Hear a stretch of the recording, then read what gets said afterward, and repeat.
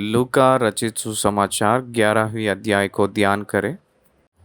इस अध्याय में लिखा गया हुआ वचनों की संख्या 54। इस 54 वचनों में लिखा हुआ प्रमुख विषय आपसे बताऊंगा, सुनिए। यीशु मसीह ने प्रार्थना करने से यह अध्याय आरंभ होती है।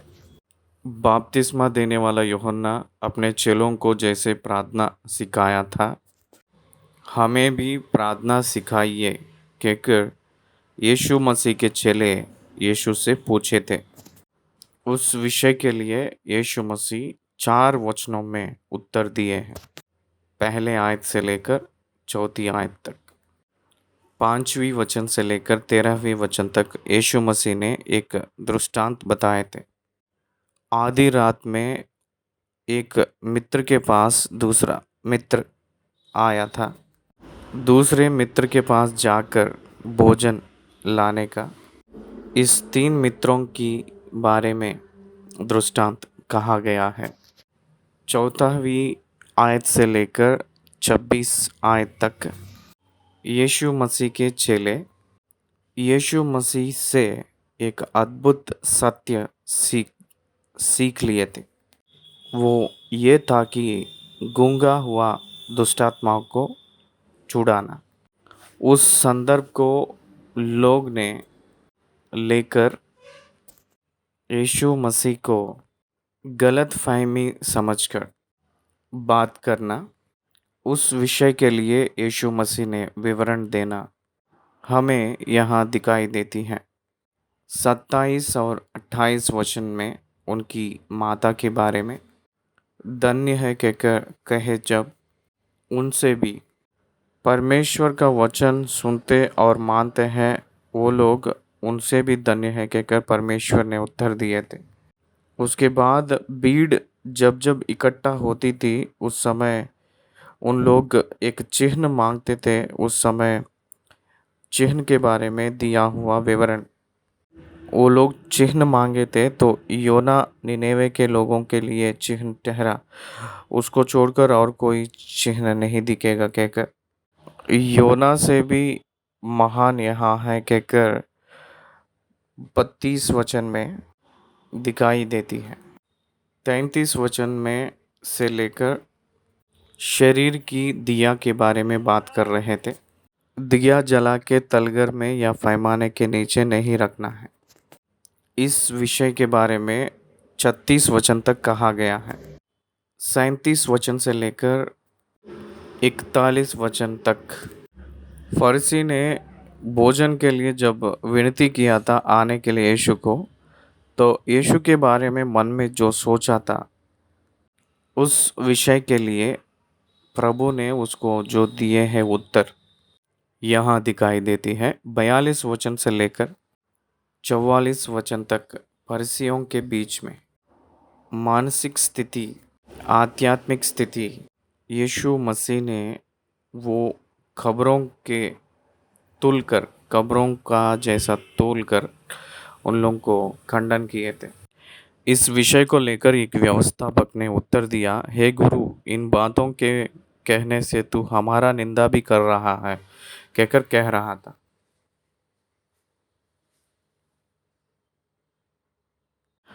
उनसे जब बात किया था तो वो 45 वचन से लेकर 54 वचन तक उसको डांटते हुए बहुत से विषय बताए थे। इस रीति से हम लोगों को 11वीं अध्याय पूरा यीशु मसीह ने सेंटर के रूप में दिखाई देते हैं, क्राइस्ट सेंटर्ड चैप्टर। तो आइए हम लोग पहली वचन से इस वचन को ध्यान करें। पहला आयत, 11वीं अध्याय लूका रचित सुसमाचार। वह किसी जगह प्रार्थना कर रहा था। जब वह प्रार्थना कर चुका तो उसके चेलों में से एक ने उससे कहा, हे प्रभु, जैसे यूहन्ना ने अपने चेलों को प्रार्थना करना सिखाया वैसे ही हमें भी तू सिखा दे कहकर पूछ रहा था। वह किसी जगह प्रार्थना कर रहा था। परमेश्वर के नाम की महिमा हो।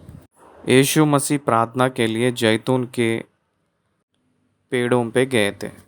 यीशु मसीह प्रार्थना के लिए गेत्सेमनी गए थे।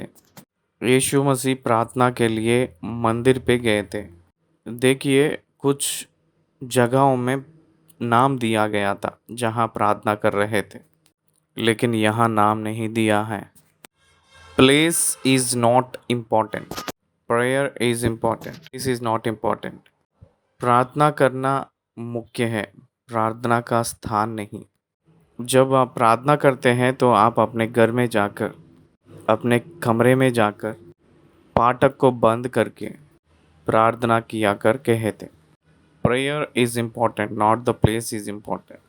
अगर आप अन्य के घरों में देखा जाएगा तो देखेंगे तो परमेश्वर के लिए एक प्रत्येक स्थान छोड़ते हैं। ये परमेश्वर का कमरा है कहकर कहते हैं। वो सारे कार्यक्रम वहीं करते हैं। That place is important for them. लेकिन यहाँ वैसे नहीं। क्रिश्चियनिटी में प्लेस इज नॉट इम्पॉर्टेंट, स्थान को प्रामुख्यता नहीं है। वो एक जगह प्रार्थना कर रहा था कहकर लिखा है। You can pray from anywhere. Jonah ने मछली के अंदर से वो प्रार्थना किया था, समुद्र के गहराई में से प्रार्थना किया था। उस प्रार्थना को परमेश्वर सुना था। जंगल में से होकर दाऊद ने प्रार्थना किया था, परमेश्वर उनकी प्रार्थना सुनी है। आग की भट्टी में से शद्रक, मेशक और अबेदनगो प्रार्थना किए थे तो उसका उन लोगों का भी प्रार्थना परमेश्वर ने सुना था। बंदी गृह में होकर प्रार्थना किए थे तो वो प्रार्थना भी परमेश्वर सुन लिया था। Place is not important, prayer is important by faith. प्रार्थना मुख्य है, प्रार्थना करने का हृदय मुख्य है। आपकी प्रार्थना की हृदय मुख्य है, आपकी प्रार्थना करने की हृदय मुख्य है। वह किसी जगह प्रार्थना कर रहा था। जब वह प्रार्थना कर चुका तो उसके चेलों में से एक ने उससे कहा, हे प्रभु, जैसे यूहन्ना ने अपने चेलों को प्रार्थना करना सिखाया वैसे ही हमें भी तू सिखा दे। Always people try to compare. उन लोगों को वो है, हम लोगों को ये नहीं है। उन लोगों को प्रार्थना आती है, हमें नहीं। कंपैरिजन। प्रभु ने तरस खाया था, मना नहीं किया, प्रार्थना सिखाया था। बपतिस्मा देने वाला यूहन्ना भी प्रार्थना सिखाया है। यीशु मसीह भी प्रार्थना सिखाया है। यीशु मसीह जो सिखाए प्रार्थना, उसमें रहा हुआ अर्थ क्या है, क्या बोलने जा रहे हैं, ये हम सीखना है, समझना है। दूसरी आयत, उसने उनसे कहा, जब तुम प्रार्थना करो तो कहो, हे पिता कहकर बोल रहे थे।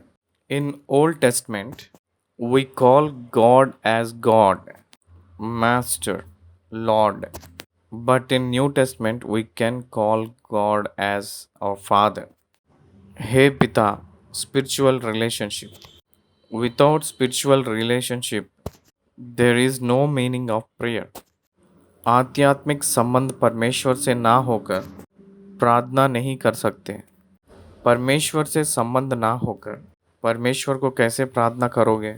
याद रखिए, before prayer you must be saved. रोमियों के पत्री 10 का 4। विश्वास नहीं करते हैं तो उन लोग कैसे प्रार्थना करेंगे?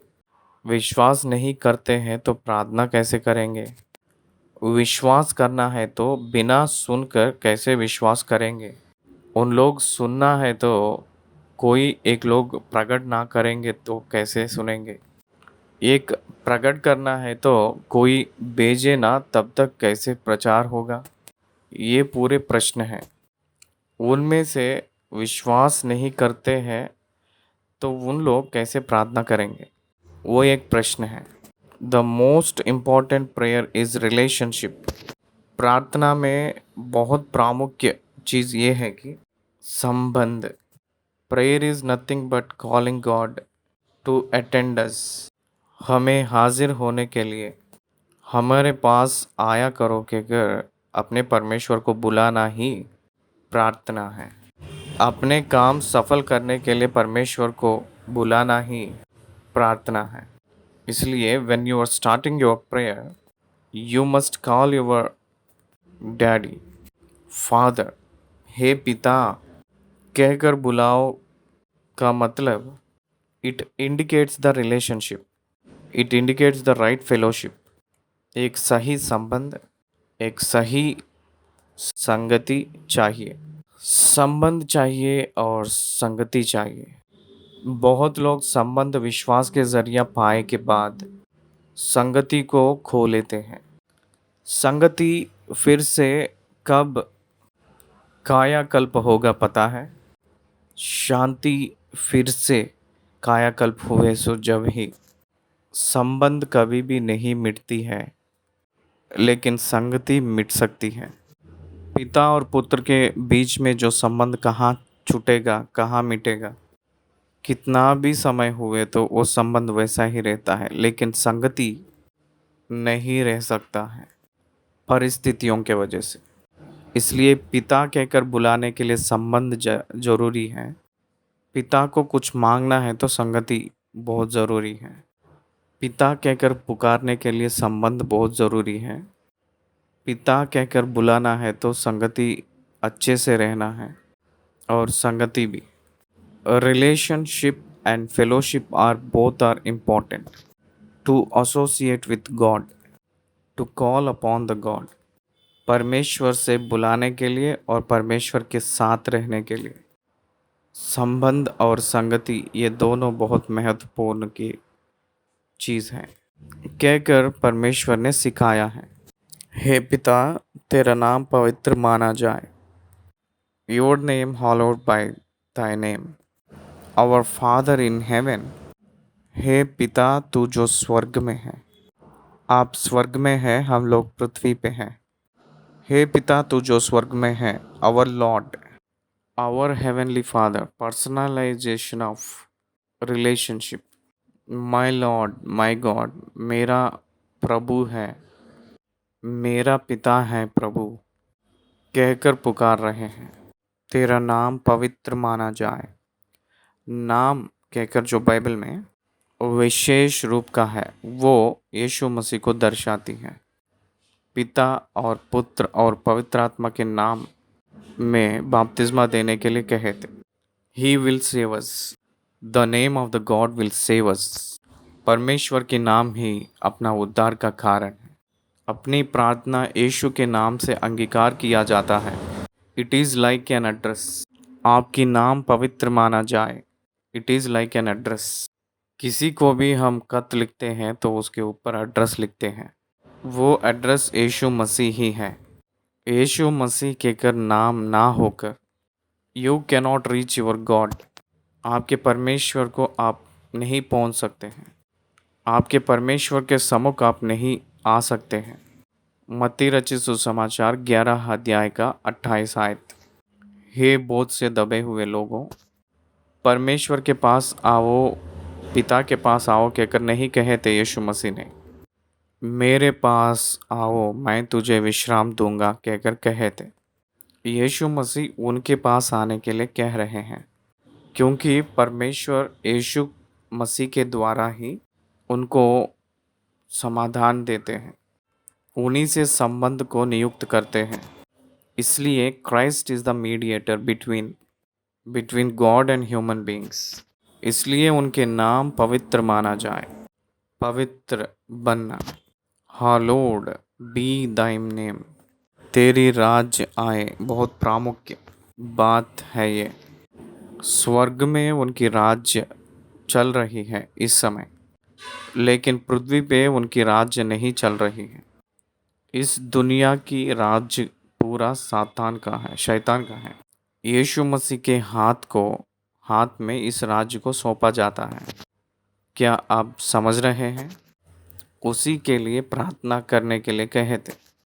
1000 टाइम्स रेइनमेंट 1000 साल की पालन है ना, उसमें यीशु मसीह अपने राज्य को स्थापना करते हैं। पृथ्वी पे ग्लोबल गवर्नमेंट नियुक्त किया जाएगा। आज जो भी गवर्नमेंट्स है, नेशनल वाइड गवर्नमेंट्स हैं।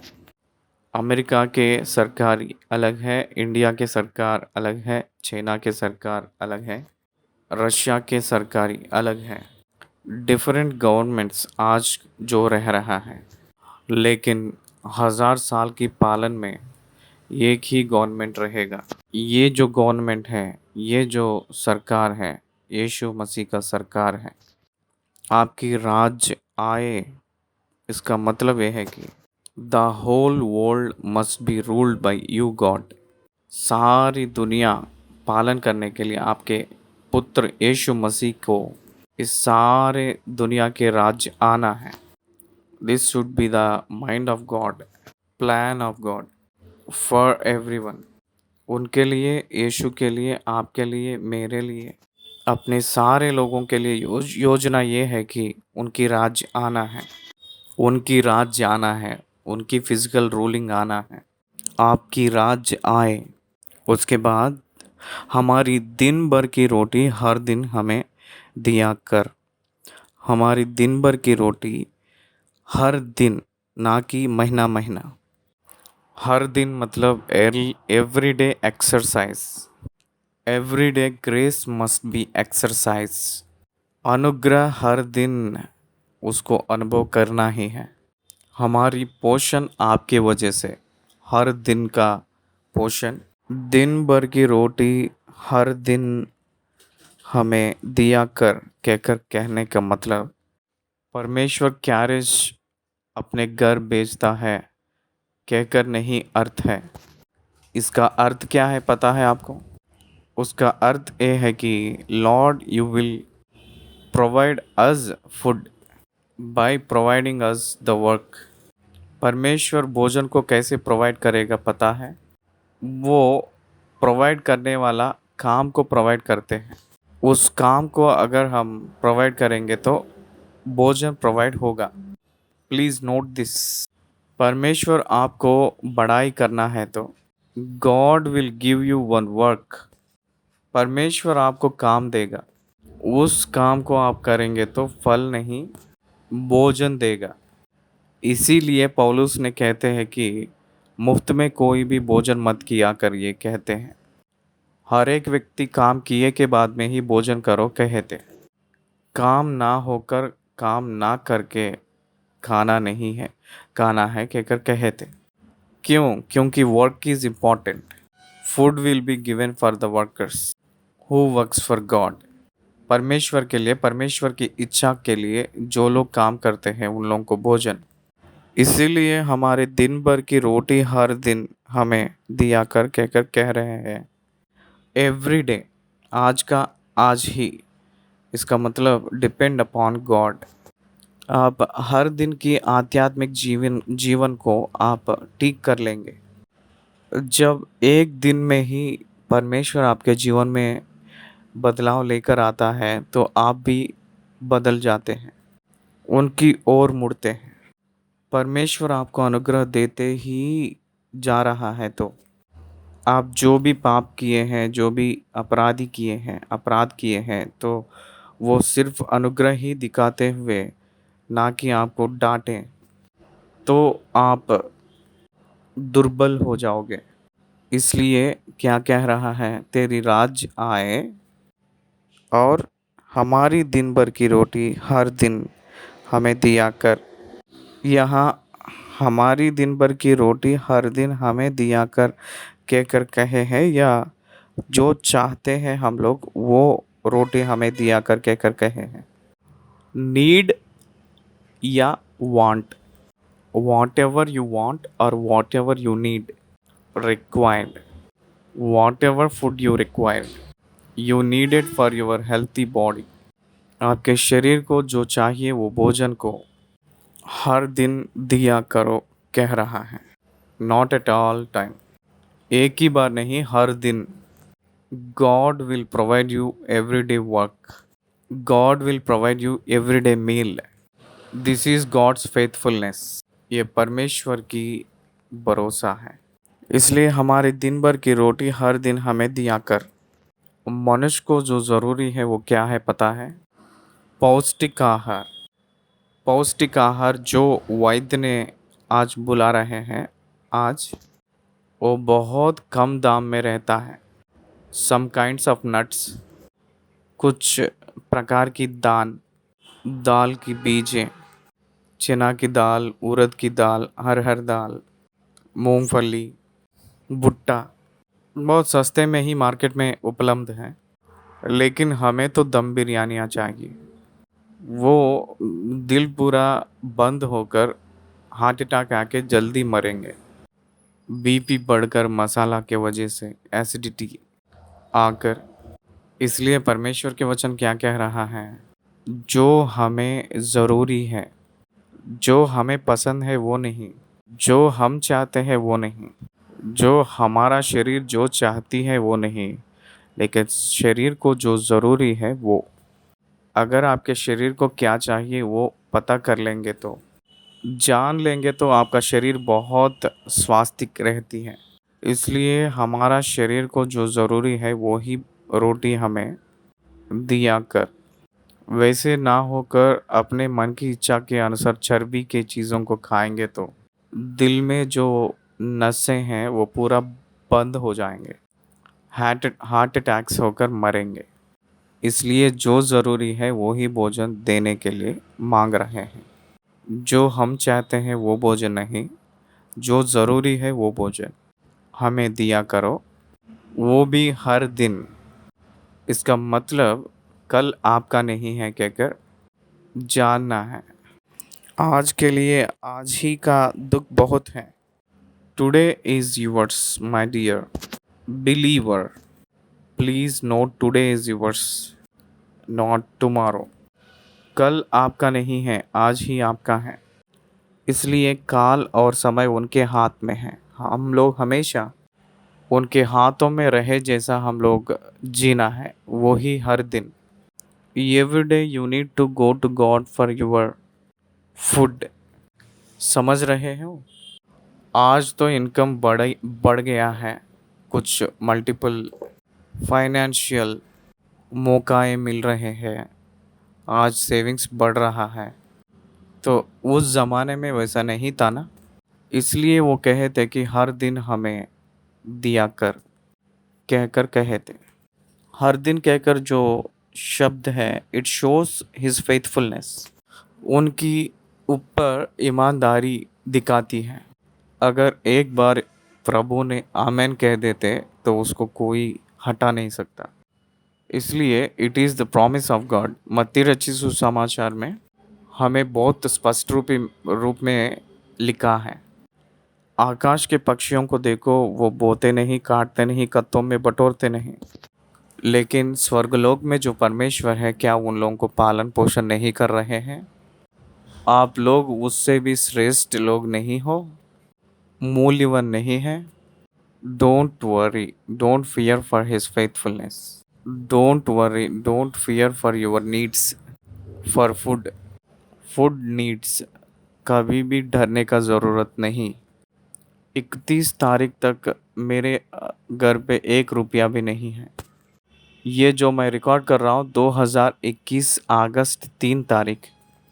आज जो भी मैं बिल्स पे करना है, जिस क्षण उसी क्षण परमेश्वर जो ज़रूरी है वो दे रहे हैं।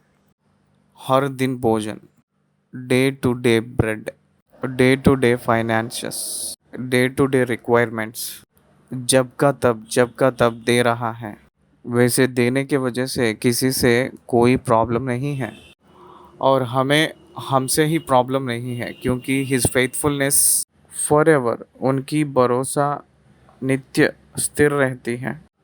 हमें दूसरे रीति से सोचने का ज़रूरत है ही नहीं। हमारी दिन भर की रोटी हर दिन हमें दिया कर। हर दिन की रोटी देने वाला वो ही है। हमें हमारे कष्ट से खरीद कर खाए हैं कहकर मत सोचा करिए। वो तो कृपा अनुग्रह के वजह से ही मिली है, ना कि अपने कष्ट से। कष्ट का नहीं, अनुग्रह का है।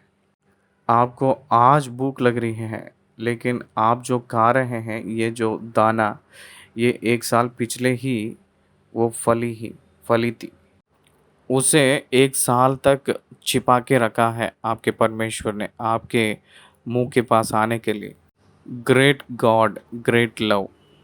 महान परमेश्वर, महान प्रेमी है। दिन भर की रोटी हर दिन हमें दिया कर। Show your mercy on us, show your faithfulness on us, हमारे ऊपर तरस खाइए, then you can सेटरेट with God। आप परमेश्वर के सम्मुख सच्चाई के रूप में रहेंगे तो आपकी आशीष आशीष आशीष आशीषमय होते हैं।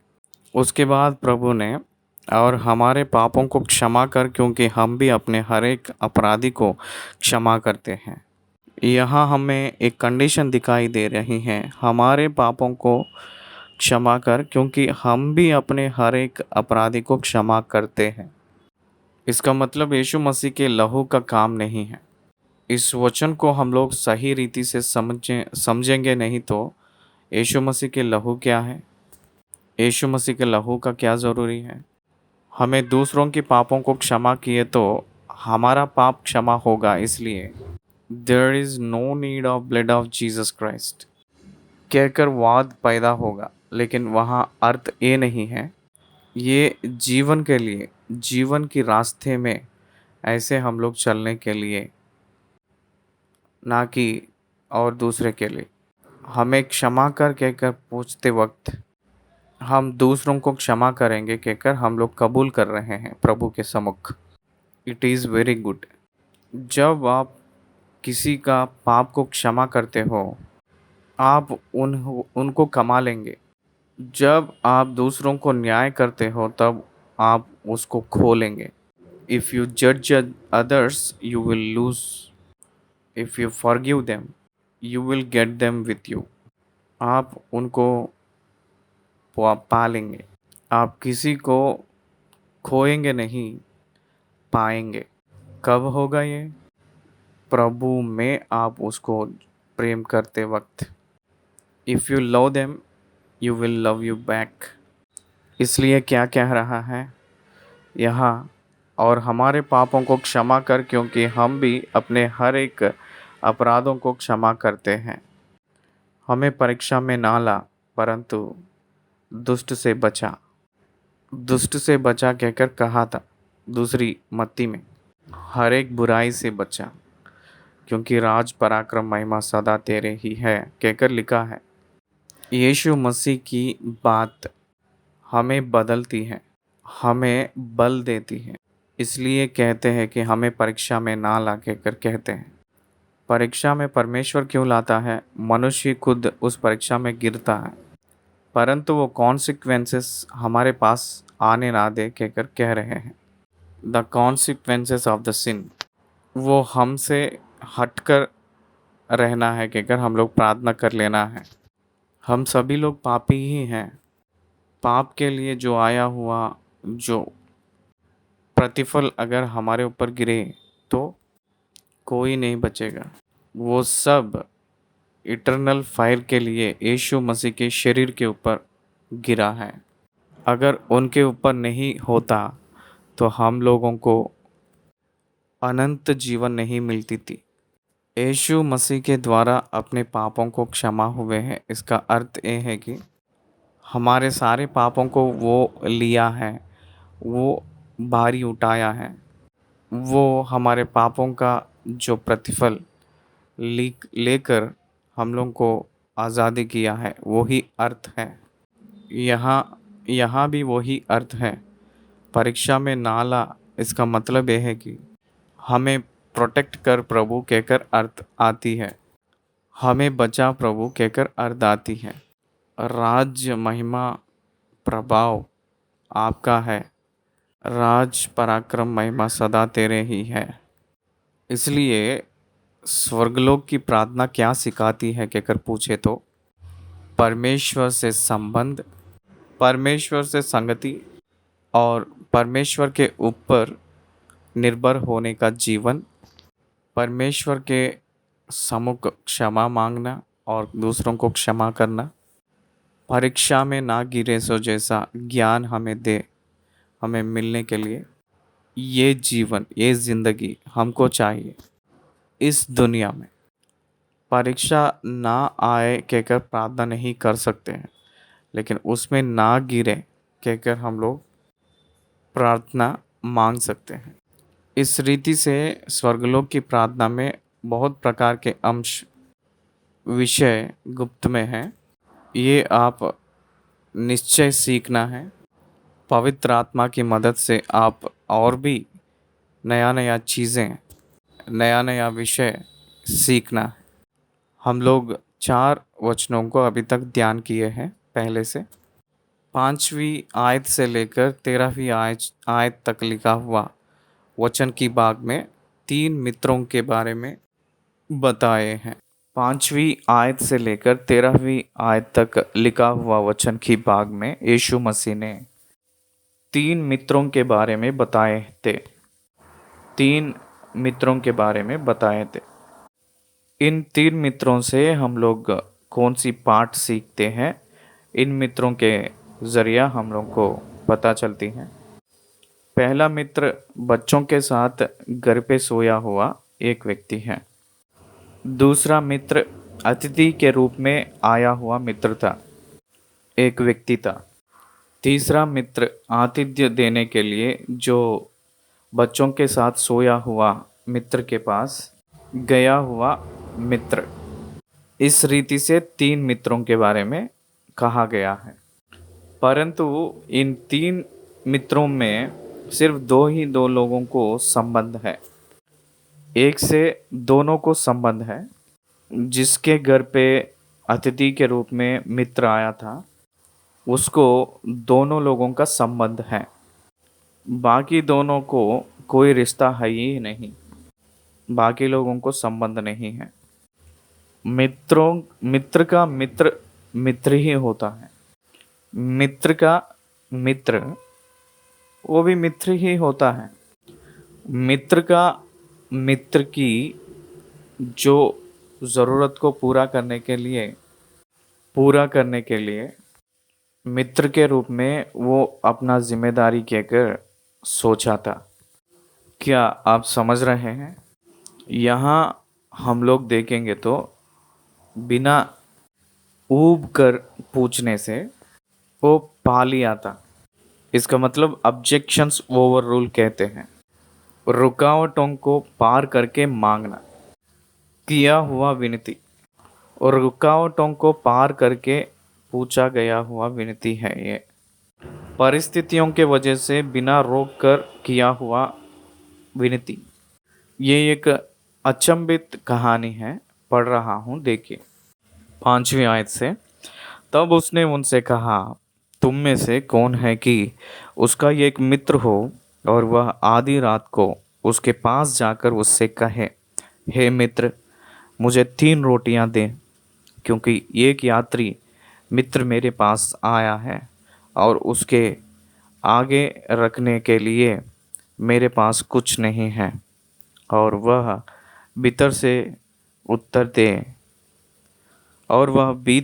उत्तर दे, मुझे दुख ना दे, अब तो द्वार बंद है और मेरे बालक मेरे पास बिछौने पर है, इसलिए मैं उठकर तुझे दे नहीं सकता। मैं तुमसे कहता हूँ, यदि उसका मित्र होने पर भी उसे उठकर ना दे, तो भी उसके लज्जा छोड़कर मांगने के कारण उसे जितनी आवश्यकता हो उतनी उठकर देगा। यहाँ कह रहा है, देखिए, लज्जा छोड़कर बार बार मांगने से। और एक जगह एक न्यायाधीश के पास एक विधवा जाती है। मुझे न्याय कर कहकर बार बार लज्जा छोड़कर बार बार मांगी थी। उस न्यायाधीश ने उसका न्याय चुकाया है कहकर कहा था उसी वचनों में। What does it mean? From prayer without ceasing, हम लोग हियाव बांधकर नित्य प्रार्थना करना, ये हम सीखना है। यीशु मसीह जो कहते हैं बातें बहुत सी मोती के समान है। हे मित्र, मेरे पास तो कुछ नहीं है, मुझे 3 रोटियां दे। मेरा मित्र यात्रा करते हुए मेरे पास आया है।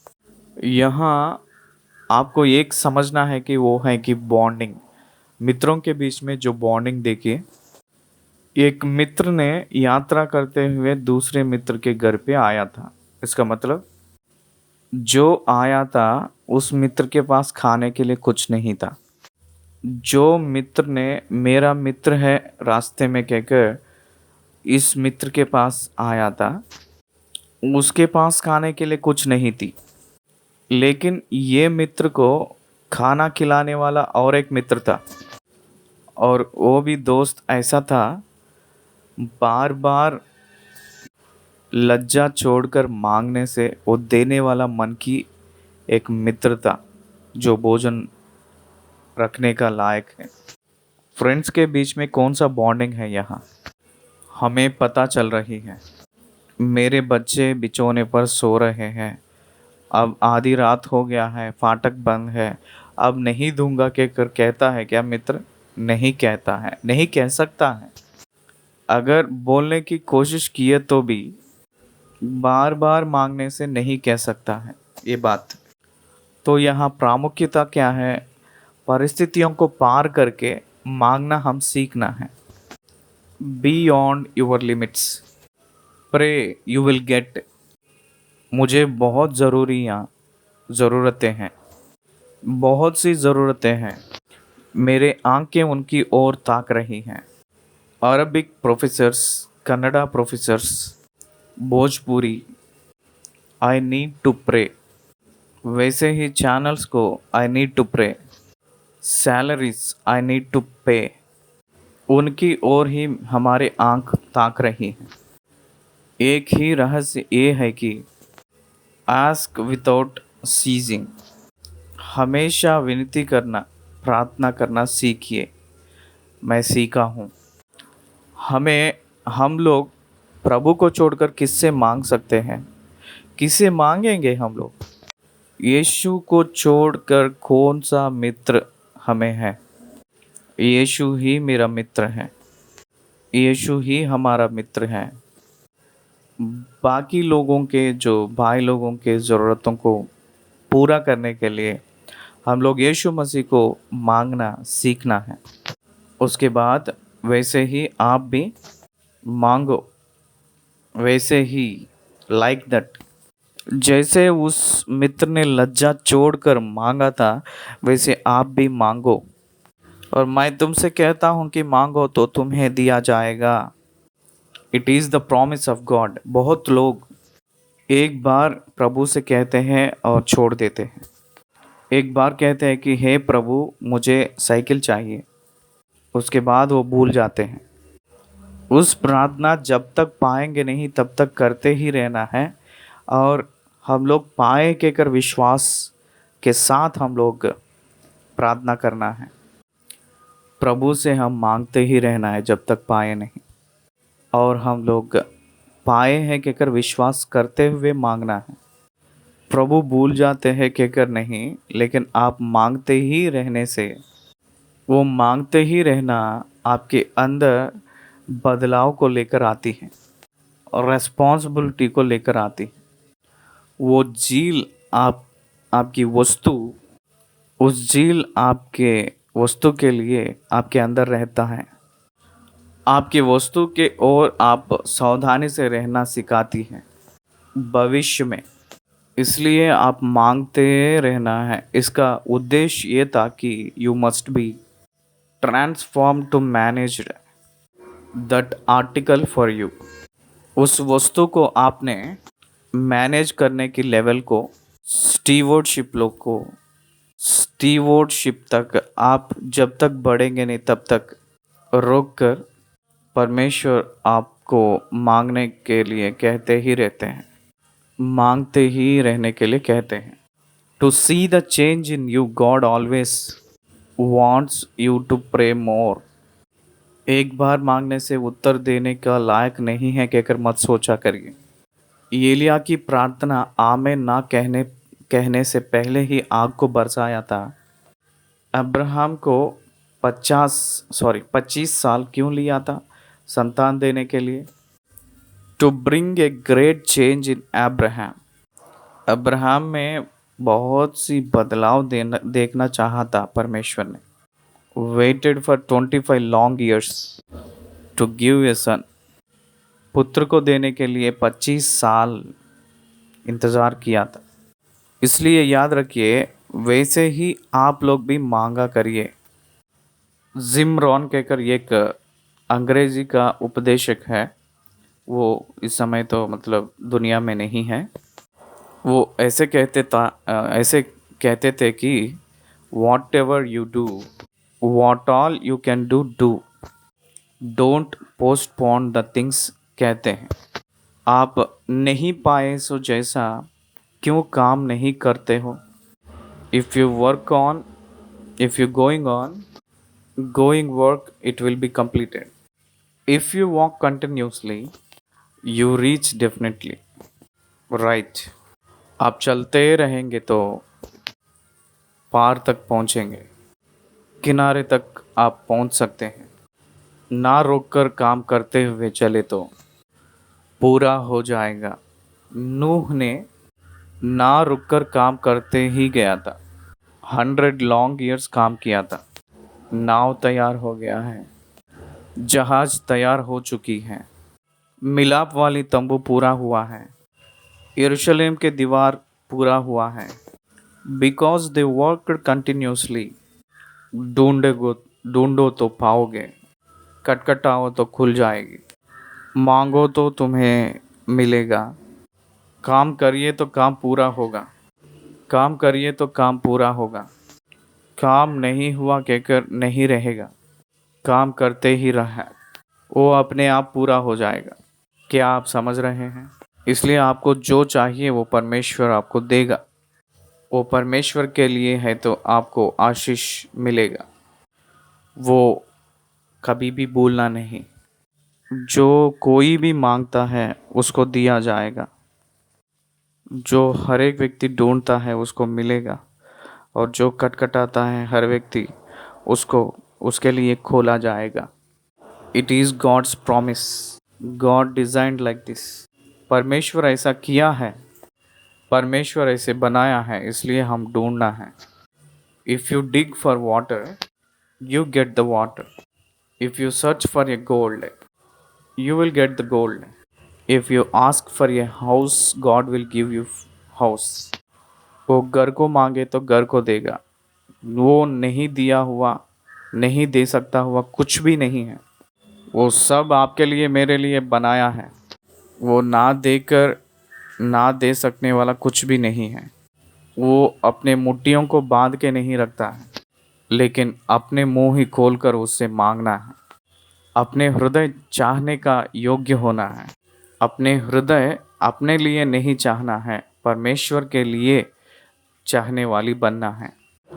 तभी परमेश्वर हमको समस्त देगा, सब कुछ देगा। 11वीं आयत, तुम में से ऐसा कौन पिता होगा कि जब उसका पुत्र रोटी मांगे तो उसे पत्थर दे? Rhetorical questions. पत्थर दे, या मछली मांगे तो मछली के बदले उसे सांप दे, या अंडा मांगे तो उसे बिच्छू दे। अतः जब तुम बुरे होकर अपने बच्चों को अच्छी वस्तुएं देना जानते हो, तो स्वर्गीय पिता अपने मांगने वालों को पवित्र आत्मा क्यों ना देगा? इस कहानी का अंत को कहाँ अंत किए हैं परमेश्वर ने? पवित्र आत्मा के पास अंत किए हैं।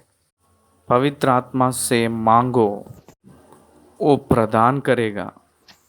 Indwelling Holy Spirit was already given in filling, outpouring. Outpouring, बरसने वाली, पूरा बरसा हुआ आत्मा, पूरा भरा हुआ आत्मा। आप लोग पवित्र आत्मा को मांगो। पवित्र आत्मा के जरिया ही सारे कार्य पूरा होती हैं। मनुष्य वो अपने आप कुछ भी नहीं कर सकता।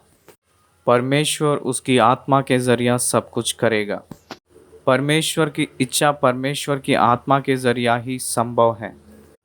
मानव की प्रयत्न से कुछ नहीं होगा। इसलिए everyone needs the power of Holy Spirit. हर एक व्यक्ति को पवित्र आत्मा परमेश्वर चाहिए। पवित्र आत्मा नहीं है तो आपको कबूल नहीं कर पाओगे।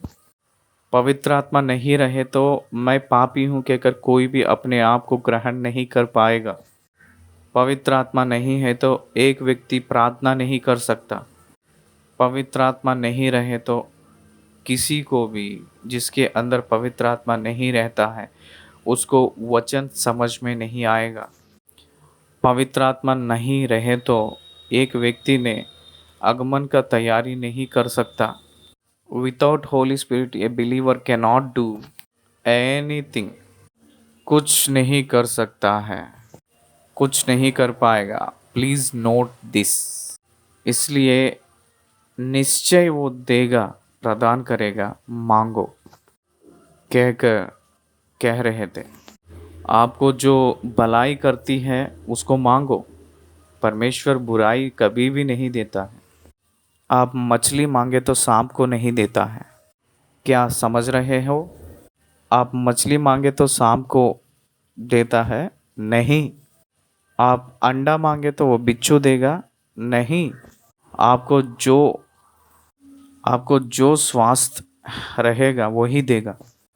आप एक अच्छा स्वास्थ्य वाली पाना है, आपको जो स्वास्थ्य नहीं रहता है उसको देंगे तो क्या प्रयोजन है? बहुत लोगों को ये जो सूत्र समझ में नहीं आती है। परमेश्वर मुझे वो नहीं दिया है, ये नहीं दिया है कहकर सोचते हैं। वो दिए तो मरेंगे आप। कुछ लोग सोचते हैं मुझे बहुत बड़ा सा कार दे सकता है ना, वो देंगे तो आप ख़त्म हो जाओगे। इसलिए परमेश्वर नहीं देता है। इसलिए परमेश्वर जानता है कि कौन कौन सा देने से अच्छा है, कौन सा ना देने से अच्छा है। आपकी सारी भविष्य वो जानता है। इसलिए आपको क्या चाहिए वो ही देता है। कौन सी चीज़ से आप सुख रहेंगे वो ही देगा।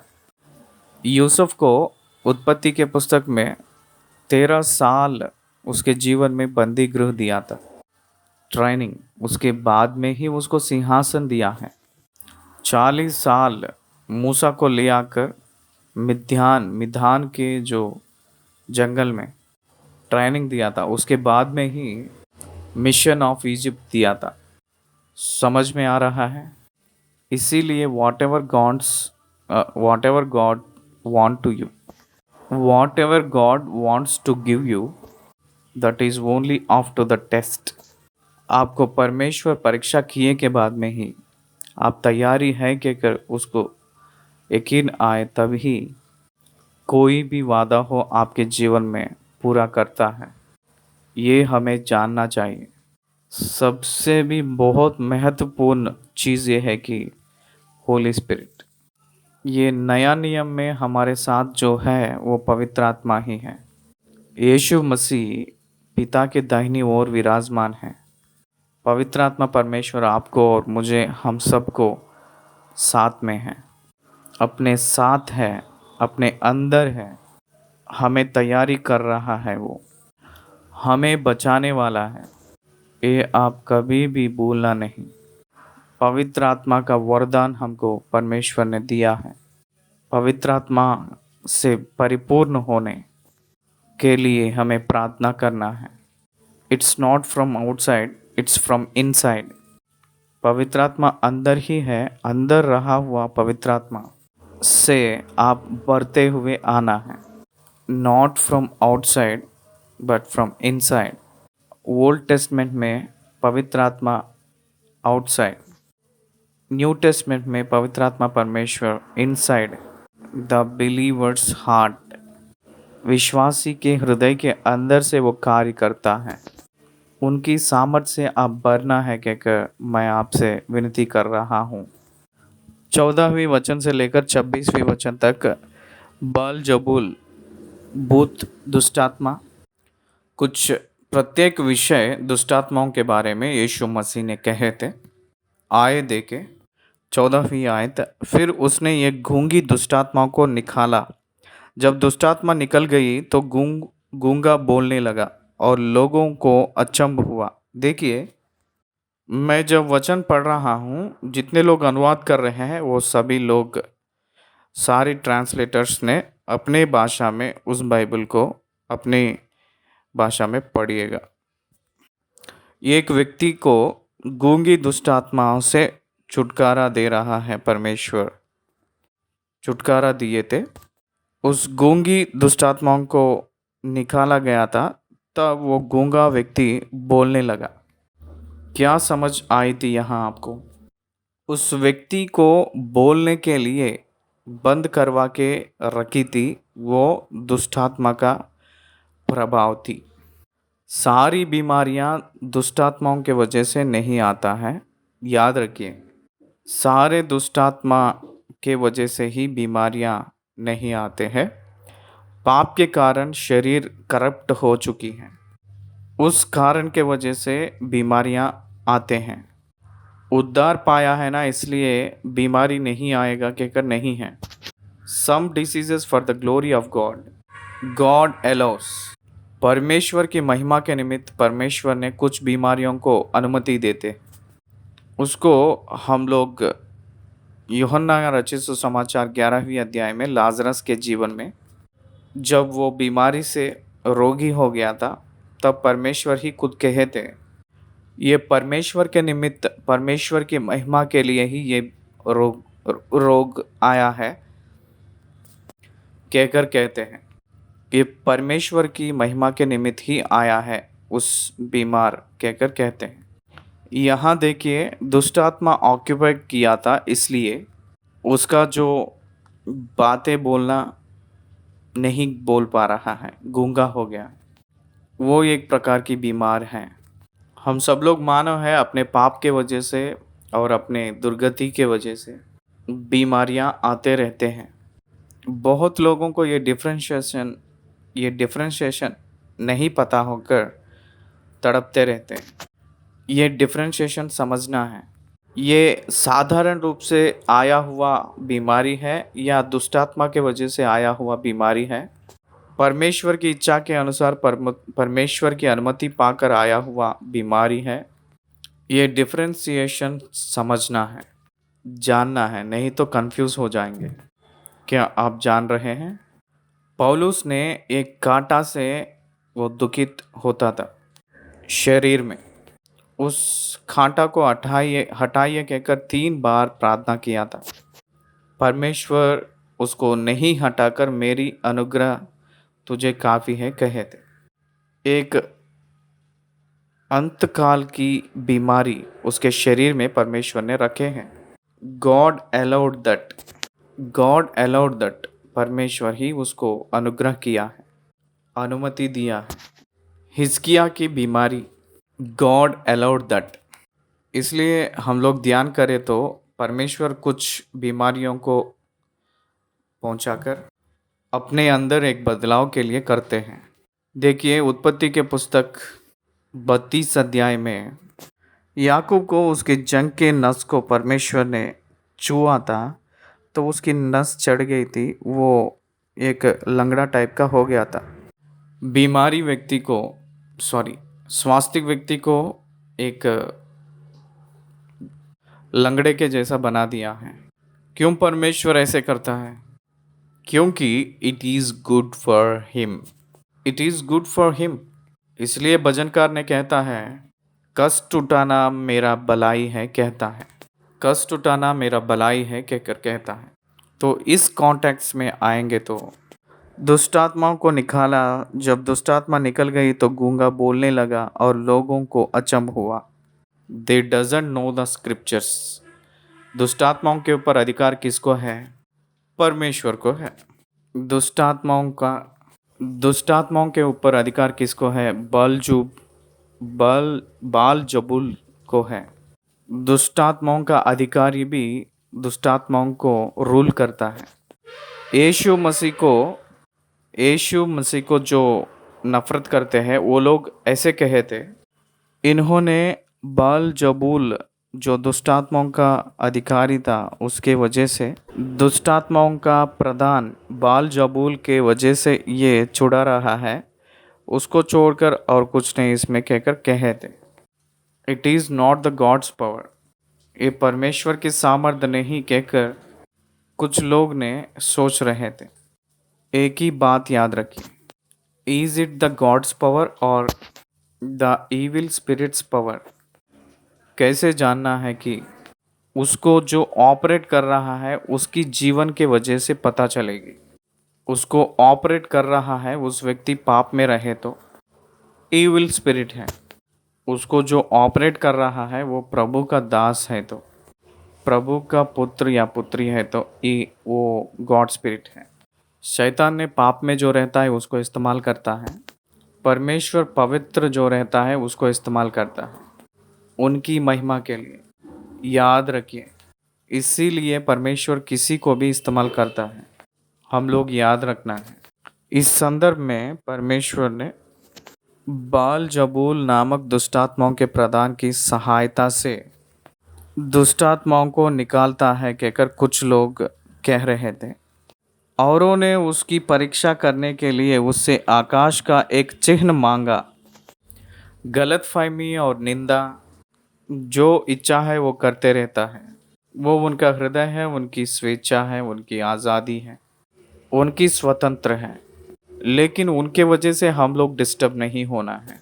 दुष्टात्मा से छुड़ा रहा है कहकर जब वो लोग कहे थे तो प्रभु ने डिस्टर्ब नहीं हुए थे, उन लोगों को उत्तर दिया था।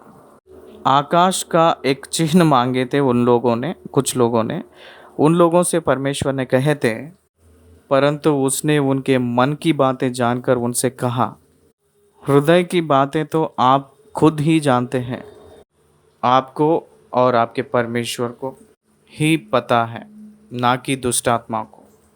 शैतान नहीं जान पाती है आपके हृदय में क्या चल रही है। हृदय के अंदर जो भी सोच है परमेश्वर को और आपको ही पता है और किसी को नहीं पता चलती है। शैतान सोच डाल सकती है लेकिन अपने अंदर की बातें नहीं समझती है, परंतु उसने उनके मन की बातें जानकर, मतलब यीशु मसीह उनके मन की बातों को जान लिया है। इसमें पता चल रहा है उनकी मन की बात जब जान लिया है, इसका मतलब यह है कि यीशु मसीह परमेश्वर है कहकर समझना चाहिए। परमेश्वर की संबंध या परमेश्वर की पुत्र या वो ही परमेश्वर, ना कि वो दुष्टात्मा के संबंध, ना कि वो दुष्टात्मा के अधिकारी, ना कि वो दुष्टात्मा है, क्योंकि दुष्टात्मा नहीं जानती है मन की बातें।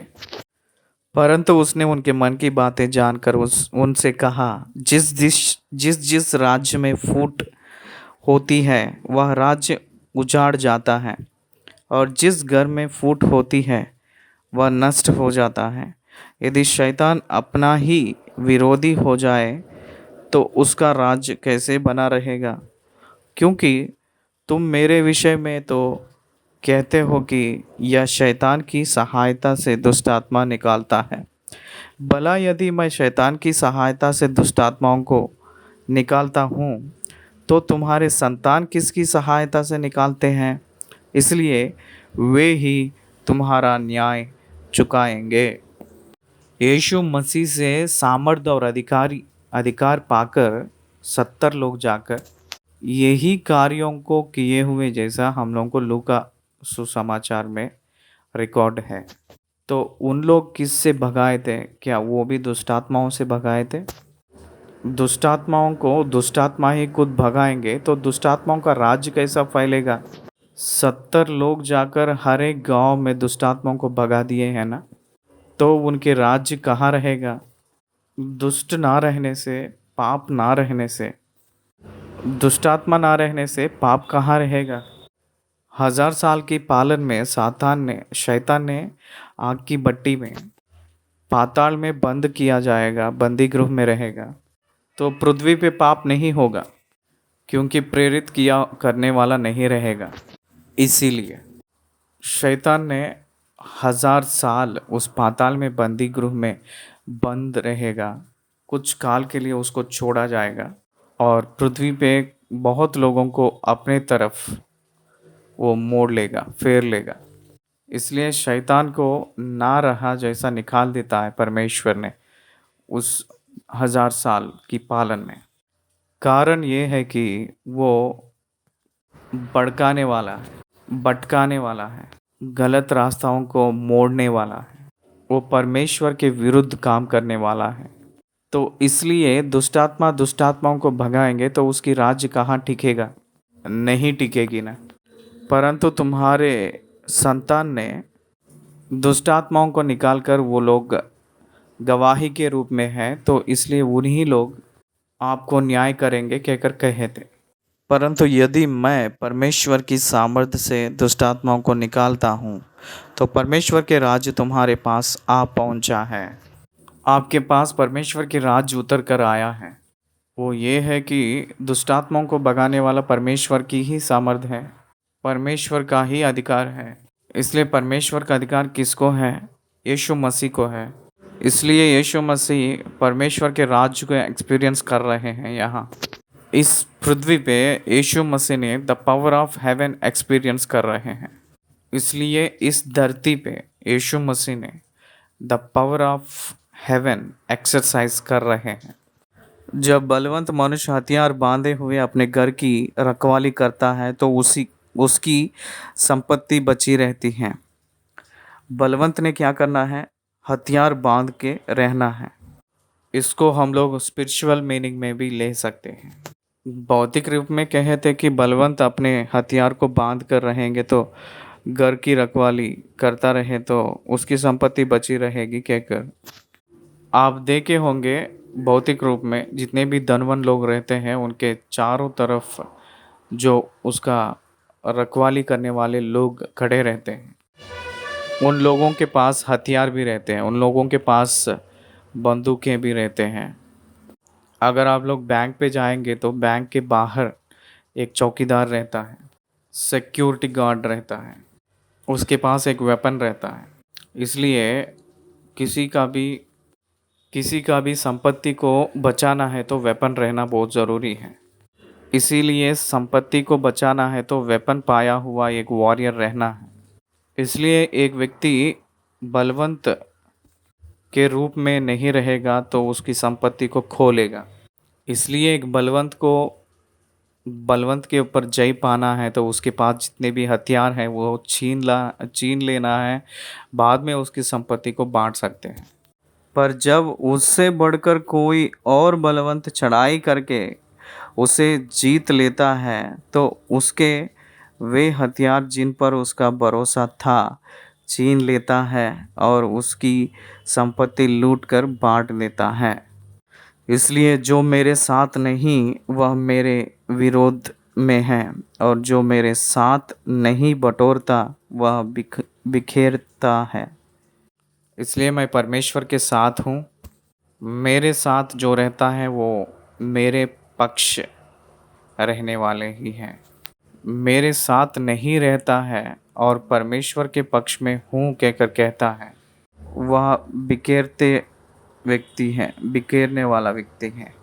The preachers of the law and high priest of the temple, वो लोग यीशु मसीह से नहीं हैं, परमेश्वर के साथ हैं कहकर बोल ले रहे थे, लेकिन वो लोग परमेश्वर के साथ नहीं हैं कहकर प्रभु ने कह रहे हैं। जब अशुद्ध आत्मा मनुष्य में से निकल जाती है तो सूखी जगहों में विश्राम ढूंढती फिरती है, और जब नहीं पाती तो कहती है, मैं अपने उसी घर में जहाँ से निकली थी लौट जाऊंगी। और आकर उसे जाड़ा बुहारा और सजाया पाती है।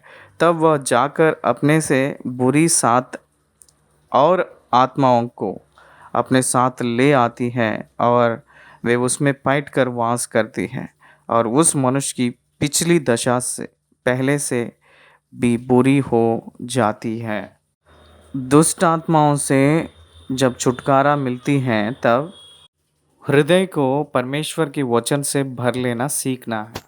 पवित्र आत्मा के सामर्थ्य से हम लोग भरना सीखना है, वही प्रभु ने कह रहे हैं। वैसे नहीं होगा तो पहली जो स्थिति है उससे भी बढ़कर उसके बाद जो स्थिति है और भयंकर रूप में होगा। इसलिए अपने आत्मिक जीवन में हमें बहुत महान बदलाव को पवित्र आत्मा की सामर्थ्य से पाकर चलाते रहना है कहकर, अगर उस रीति के अनुसार अगर अपनी स्थिति ना रहने से और खराब स्थिति में जाएंगे कहकर हम लोग सीख रहे हैं। 26 आयत तक हम लोग पढ़ते हुए आए हैं। मेरे साथ नहीं बटोरता वह बिखेरता है, हम लोग परमेश्वर के पक्ष में रहने वाले बनना है, नहीं तो हम लोग विरोधी हो जाएंगे। प्रभु के पक्ष में रहने का मतलब है कि हम लोग सीखना है। प्रभु ने मेरे पक्ष ना रहने से कहकर कहे थे, क्योंकि परमेश्वर ने उनको भेजे हैं। यहूदी लोग उनके साथ रहना चाहिए था, लेकिन वो लोग नहीं थे। उनसे नहीं थे, इसलिए वो लोग सजा अनुभव किए हैं, सजा को पाए थे। ईस्वी पूर्व 70 में यीशु मसीह के मृत्यु के कारण वो लोग पाने का हुआ था। 27वीं आयत, जब वह ये बातें कह ही रहा था तो भीड़ में से किसी स्त्री ने ऊंचे शब्द से कहा, धन्य है वह गर्भ जिसमें तू रहा और वे स्थान जो तूने छूसे। उसने कहा, हाँ, परंतु धन्य वे हैं जो परमेश्वर का वचन सुनते और मानते हैं। लूका रचित सुसमाचार 2 अध्याय में यीशु मसीह की माता ने वो एलिजाबेथ के पास मिलने के लिए गई थी, तो तब सारी दुनिया मुझे धन्य कहती है। That is true also. आज दुनिया भर पूरा उनको धन्य कह रहे हैं, परंतु और भी धन्य हैं। धन्य वे हैं जो लोग परमेश्वर के वचन सुनते और मानते हैं। परमेश्वर के वचन सुनना है, उसकी प्रकार मानना है, तब हम लोग परमेश्वर की दृष्टि में धन्य के रूप में चुना जाएंगे। मानव के रीति के अनुसार उनको गर्भ में जो उठाए थे, उनको गर्भ में जिसके गर्भ पे वो रहे थे, वो धन्य है कहकर सोचेंगे। लेकिन उससे भी धन्य वो लोग होंगे यीशु मसीह को यानी पवित्र आत्मा को अपने जीवन में जो उठाते हैं, अपने अंदर रखते हैं, पवित्र आत्मा को अंदरूनी में जो पाते हैं। इसका मतलब यह है कि उनके वचन को सुनकर उसको मानने वाले, जो लोग उस वचन को पाते हैं, उसके अनुसार चलते हैं, परमेश्वर की दृष्टि में उन लोग धन्य हैं। वो लोग और भी धन्य हैं कहकर हम सीखना है। यीशु मसीह किसको प्रामुख्यता दिए हैं? भौतिक विषय से भी आध्यात्मिक विषयों को परमेश्वर ने प्रामुख्यता दिए हैं। परमेश्वर से संबंध, पिता से संबंध नियुक्त करने की जो धन्य से बच्चों को गर्भ में उठाने के धन्य से बढ़कर है। समझ रहे हैं ना? 29 वचन से हम लोग पढ़े। 29वीं आयत, जब बड़ी भीड़ इकट्ठी होती जाती थी तो वह कहने लगा, इस युग के लोग बुरे हैं, वे चिन्ह ढूंढते हैं, पर योना के चिन्ह को छोड़ कोई और चिन्ह उन्हें ना दिया जाएगा। जैसा योना निनेवे के लोगों के लिए चिन्ह ठहरा, वैसे ही मनुष्य का पुत्र भी इस युग के लोगों के लिए ठहरेगा। दक्षिण की रानी न्याय के दिन इस समय के मनुष्य के साथ उठकर उन्हें दोषी ठहराएगी, क्योंकि वह सुलेमान का ज्ञान सुनने को पृथ्वी की चोर से आई। और देखो, यह वह है जो सुलेमान से भी बड़ा है। निनवे के लोग न्याय के दिन इस समय के लोगों के साथ खड़े होकर उन्हें दोषी ठहराएंगे, क्योंकि उन्होंने योना का प्रचार सुनकर मन फिराया। और देखो, यह वह है जो योना से भी बड़ा है। 29 से लेकर 32 तक मैं पढ़ा हूँ। इसमें योना से भी बड़ा और सुलेमान से भी बड़ा यहाँ है कहकर कहे थे। दक्षिण की रानी न्याय के दिन इस समय के मनुष्य के साथ उठकर उन्हें दोषी ठहराएगी, क्योंकि वह सुलेमान का ज्ञान सुनने को पृथ्वी की चोर से आई थी। योना के काल में निनेवे के लोग आज की समय के लोगों के साथ खड़े होकर उन्हें दोषी ठहराएंगे। न्याय के दिन निनेवे के लोग दोषी ठहराएंगे। उन लोग आज के समय के लोगों को दोषी ठहराएंगे, क्योंकि वो लोग मन फिराए हुए लोग के समान हैं। समान नहीं, मन फिराए थे। यहाँ प्रामुख्य चीज़ ये है कि मन फिराना। प्रभु ये कह रहे हैं कि मन फिराओ कहकर कह रहे हैं। चिन्ह मांग रहे थे। बुरे के लोग, इस युग के लोग बुरे हैं। मन फिराए हुए लोग चिन्ह नहीं मांगते, परमेश्वर के वचन को मांगते हैं, उसको वो लोग मानते हैं। इसलिए योना के बारे में जो चिन्ह कहकर कह रहे थे वो क्या है? योना ने समुद्र के गहराई में मछली के पेट के अंदर 3 दिन रहा था, 3 days। वैसे ही यीशु मसीह इस भूगर्भ में अंदर, पृथ्वी के अंदर 3 दिन रहने जा रहा है। योना भी पृथ्वी के अंदर गया था, परंतु यीशु मसीह भूगर्भ में जाकर फिर आने वाला है। योना ने मृतक हुआ था, दूसरी अध्याय में पाताल कहकर लिखा है। योना की विवरण अद्भुत रीति में रहता है। मैं कुछ काल पहले भी बताया था, सरल रूप में यहाँ भी बताता हूँ। पहला, एक मनुष्य जब पैदा होता है तो माँ की गर्भ में रहता है। उसके बाद वो समुंदर के गर्भ को देखता है। समुंदर के गर्भ का मतलब हम लोग जिंदा रहकर भी देख सकते हैं।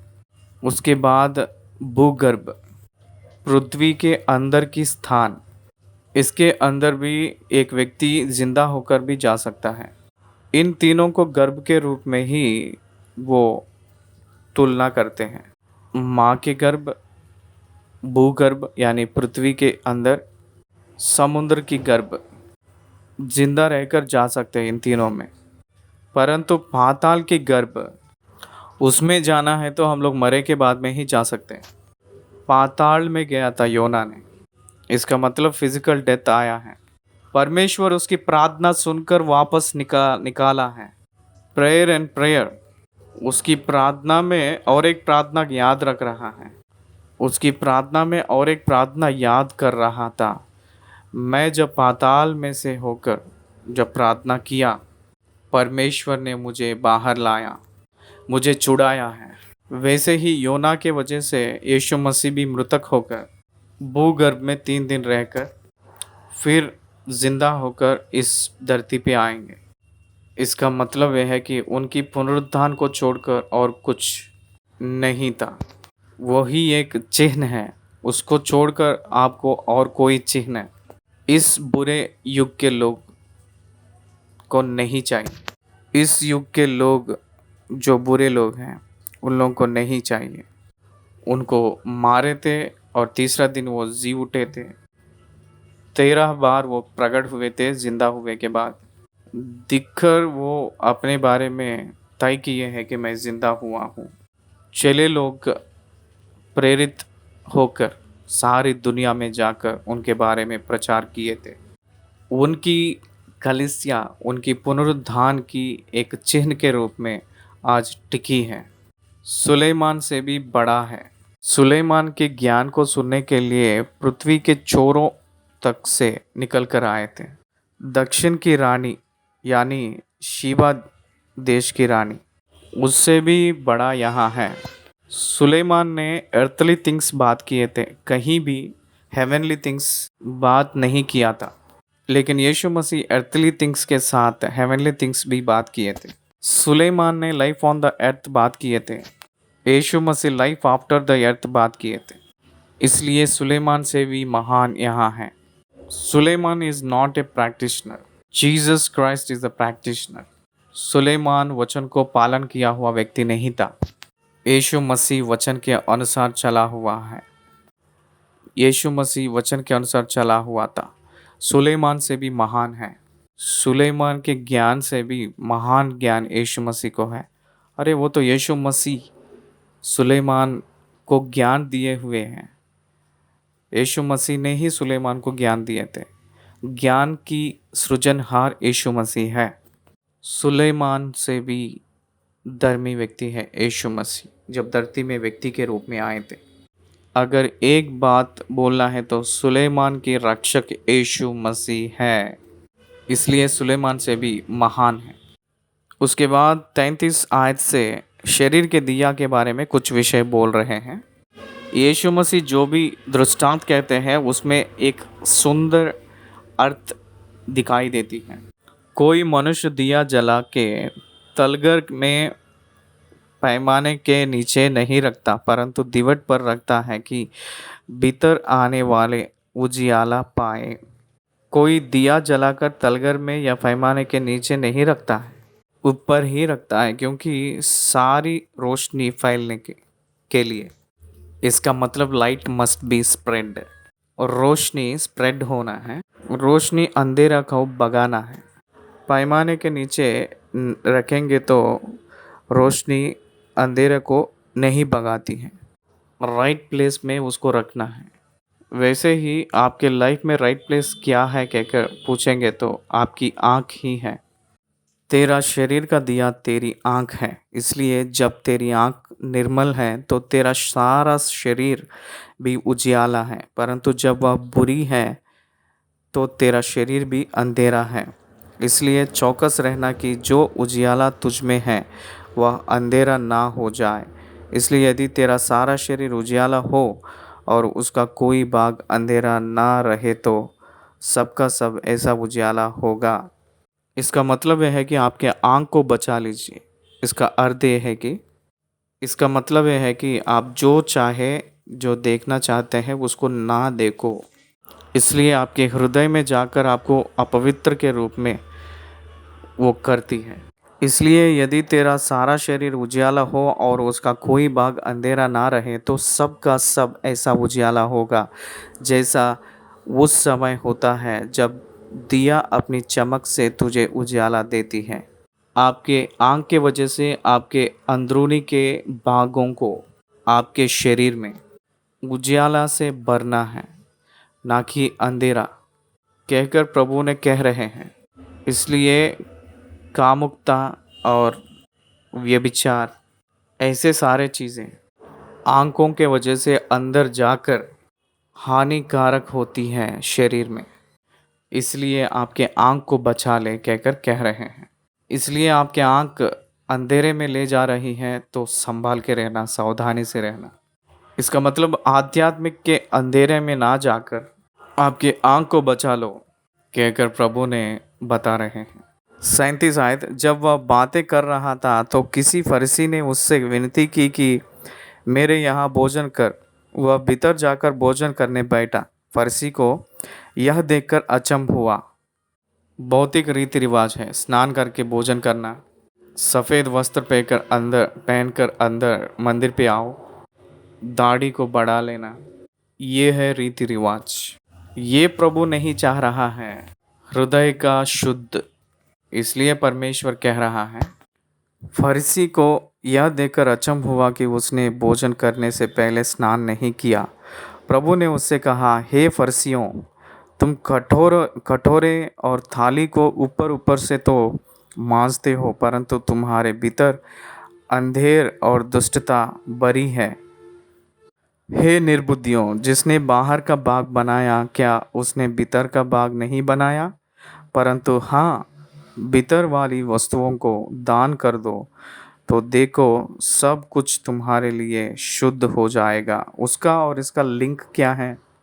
धन को और हृदय को लिंक करके परमेश्वर ने बात कर रहे हैं, क्योंकि धन की लालच रहने वाला व्यक्ति परमेश्वर को संतुष्ट नहीं रखता है, सारी बुराई का कारण होता है। इसलिए उसको दान देने के लिए कह रहे हैं।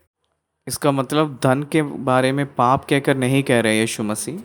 धन की लालच के वजह से आपका मन प्रेरित ना हुए जैसा देख लो कहकर कह रहे थे।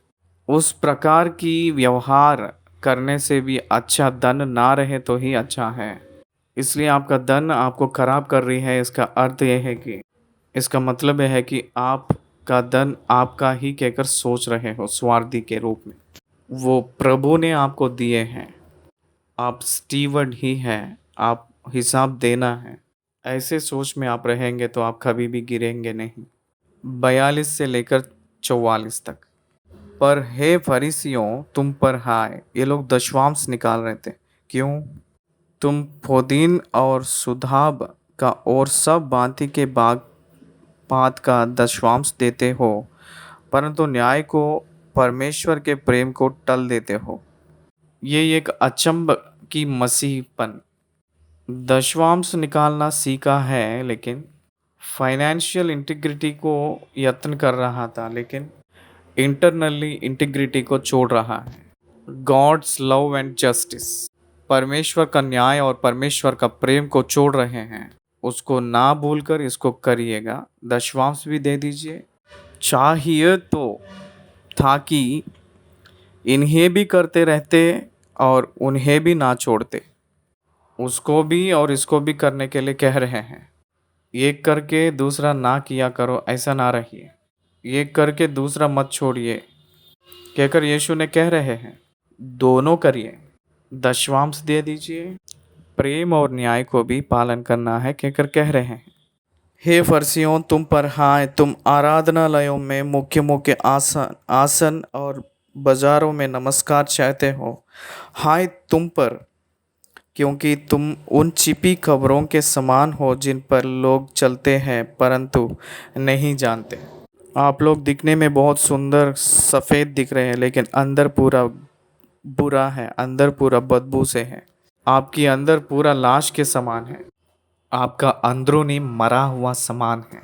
ऊपर तो आप वेश बदल कर साफ सफाई के रूप में दिख रहे हैं। ऊपर देखे तो बहुत प्रतिष्ठित वस्त्र पहनते हो, अभिषेक का तेल से रहते हो, ये पूरा दिख रहा है, लेकिन अंदर आप पाप से भरे हुए हैं। आपके हृदय शुद्ध ना रहने से आपकी बाहर की जो अलंकार, वो जो सजावट, क्या लाभ है। सावधान, खबरदार कहकर परमेश्वर ने आपको चेतावनी दे रहे हैं। लोग आपकी वेश को देखकर वो लोग धोखा पा रहे हैं, लेकिन परमेश्वर नहीं। जब आपको देख रहे हैं तो आपके कब्र के अंदर की स्थिति में जैसा रह रहे हो, ये है प्रभु ने कह रहे हैं। 45 से 54 आयत तक पढ़े। तब एक व्यवस्थापक ने उसको उत्तर दिया, हे गुरु, इन बातों को कहने से तू हमारी निंदा करता है। उसको समझ में आ गया प्रभु ने हमको डांटा है कहकर उसको पता चला। उसने कहा, हे व्यवस्थापकों, तुम पर भी हाय, तुम ऐसे बोझ जिनको उठाना कठिन है मनुष्यों पर लादते हो, परंतु तुम आप उन बोझों को अपनी एक उंगली से भी नहीं छूते। हाय तुम पर, तुम उन भविष्यवक्ताओं की खबरें बनाते हो जिन्हें तुम्हारे ही बाप दादों ने मार डाला था। अतः तुम गवाह हो और अपने बाप दादों के कामों से सहमत हो, क्योंकि उन्होंने उन्हें मार डाला और तुम उनकी कब्रें बनाते हो। इसलिए परमेश्वर की बुद्धि ने भी कहा है, मैं उनके पास भविष्यवक्ताओं और प्रेरितों को भेजूंगा और वे उनमें से कुछ को मार डालेंगे और कुछ को सताएंगे, ताकि जितने भविष्यवक्ताओं का लहू जगत की उत्पत्ति से बहाया गया है, सबका लेखा इस युग के लोगों से लिया जाए। हाबिल की हत्या से लेकर जकरिया की हत्या तक, जो वेदी और मंदिर के बीच में गात किया गया, मैं तुमसे सच कहता हूँ, इन सब का लेखा इसी समय के लोगों से लिया जाएगा। हाय तुम व्यवस्थापकों पर, तुमने ज्ञान की कुंजी ले तो ली, परंतु तुमने आप ही प्रवेश नहीं किया और प्रवेश करने वालों को भी रोक दिया। व्यवस्थापकों ने रॉन्ग इंटरप्रेट कर रहे हैं सत्य को। उन लोग रॉन्ग इंटरप्रेट करने के वजह से लोग उद्धार नहीं पा रहे थे। We all should be careful about the misinterpretation, wrong interpretation of the word of God. परमेश्वर के वचन को अच्छा से अगर हम प्रचार नहीं करें तो लोग कैसे उद्धार पाएंगे। सत्य वचन को सत्य के रूप में प्रचार किए समान, सही रूप में बांटे जैसा हम लोग अपने परमेश्वर के सम्मुख प्रकट किए समान तैयार होना है। 53 आयत। जब वह वहाँ से निकला तो शास्त्री और फरीसी बुरी तरह उसके पीछे पड़ गए और छेड़ने लगे कि वह बहुत सी बातों की चर्चा करे। बहुत सी बातों में दोष रहेगा कहकर सुलेमान ने कहे थे। परमेश्वर सो परमेश्वर को बहुत छेड़ रहे थे बात करवाने के लिए। प्रभु के बातों में एक बात कब मिल सकता है? बहुत धीरज बनने से।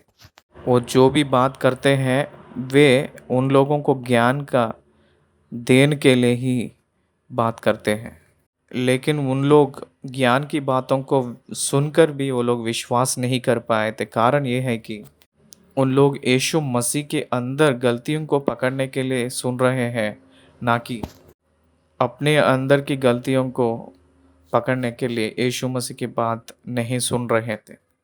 एक ही बात याद रखिए, परमेश्वर के वचन पढ़ते वक्त या सुनते वक्त उनमें का गलतियों को ढूंढे जैसा रहने से भी आपके अंदर गलतियों को जांच लेना उत्तम की मार्ग है। Don't try to fall the false scriptures. परमेश्वर की लिखतों को जब देखते हैं उस समय आपकी पाप आपको समझ में आना है। बहुत से लोग यीशु मसीह के वचन को बहुत मजाक में और बहुत अपमान करते हुए बात करते हैं सोशल मीडिया में, क्योंकि उन लोगों को परमेश्वर के वचन नहीं समझ में आती है। They are misinterpreting the word.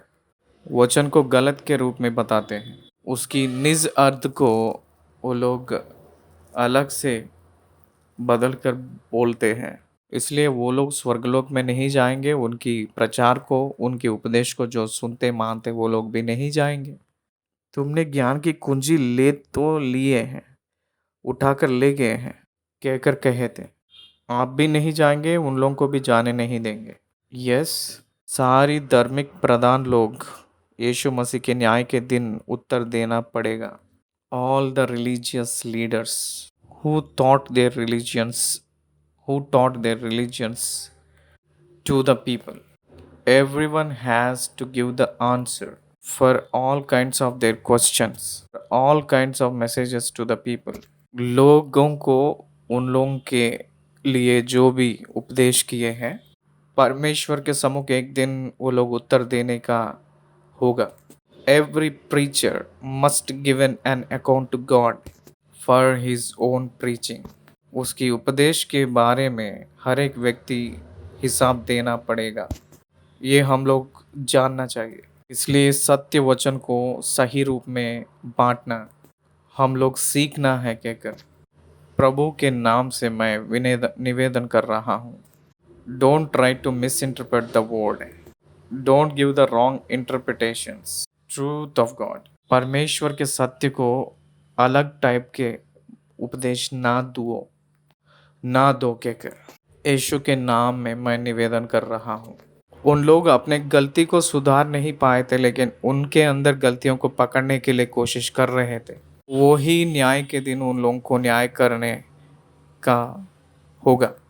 और गात में लोग रहे कि उसके मुंह की कोई बात पकड़े। यहाँ तक हम लोग इस अध्याय को ख़त्म किए हैं। धन्यवाद।